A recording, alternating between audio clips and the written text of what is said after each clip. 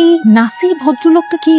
আছে একটা উদ্ভট মানুষ, এই অফিসে চাকরি করে, মাঝে মধ্যেই কাউকে কিছু না বলে কোথায় যেন চলে যায়।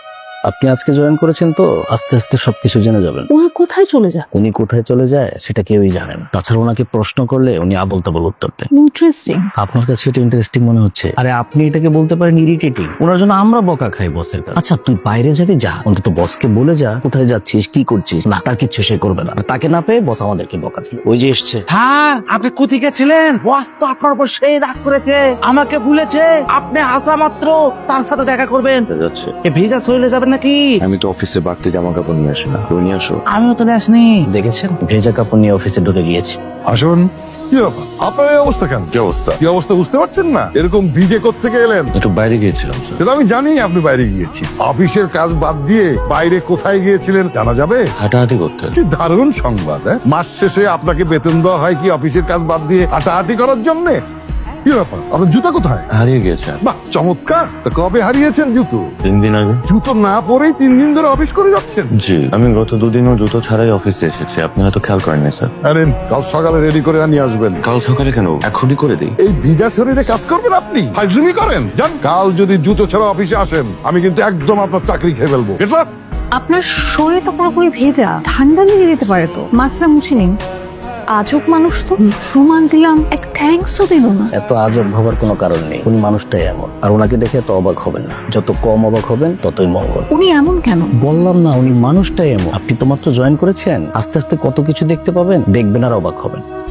নাসির সাহেব, নাসির সাহেব, এই যে নাসির সাহেব, সেই কখন থেকে ডাকছি। আপনি কি আমার কথা শুনতে পাচ্ছেন না, নাকি বুঝেই অ্যাভয়েড করছেন? আমাকে বলছেন? এখানে তো নাসির নামে আমি আর কাউকে দেখতে পাচ্ছি না। কিন্তু আপনি আমাকে ডাকছেন কেন? আপনি আমার কলিগ, একসাথে চাকরি করি, রাস্তায় দেখা হলে কথা বলবো না? আপনি আমার কলিগ।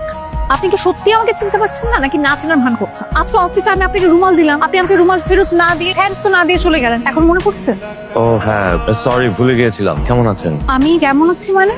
আপনি খালি পায়ে কোথায় যাচ্ছেন? হাঁটাহাঁটি করছি, মাটির স্বাদ শরীরে নেওয়ার চেষ্টা করছি। ঢাকা শহরের রাস্তায় হেঁটে মাটির স্বাদ নেওয়ার চেষ্টা করছেন, নাকি হিমু সাজার চেষ্টা করছেন? উপন্যাসের চরিত্র হয়ে কি লাভ? আমি তো নিজেই নিজে হয়ে উঠতে পারছি না। আমি আপাতত নাসির হতে চাই। আপনার রুমালের জন্য থ্যাঙ্কস, কাল অফিসে ফেরত দিয়ে দেবো। আপনি কি সারা রাত হাঁটবেন? হ্যাঁ, সারা রাত হাঁটাহাঁটি করে সকালে বাসায় যাবো, তারপর অফিসে যাবো। তো হেঁটে হেঁটে কি করবেন? বিধাতার আঁকা চলমান চিত্রকর্ম দেখি। বিধাতা আবার ছবি আঁকলো কবে? ওই যে আকাশ, আকাশের চা তারা, গাছপালা, পথঘাট, এগুলো সব এক একটা চরিত্র।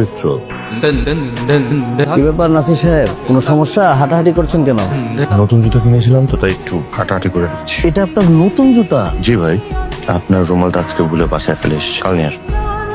কি হয়েছে আপনার? ওই যে নতুন জুতা কিনেছিলাম স্যার, তাই ভাবে আছি। কংগ্রাচুলেশন। কিন্তু নতুন জুতা পরে কেউ টেনে টেনে এভাবে হাঁটে? ওস্কা টোস্কা পড়েছে নাকি? এটা আপনি কি জুতা কিনেছেন? এই জুতা তো আপনার সাইজের চেয়ে অনেক বড়।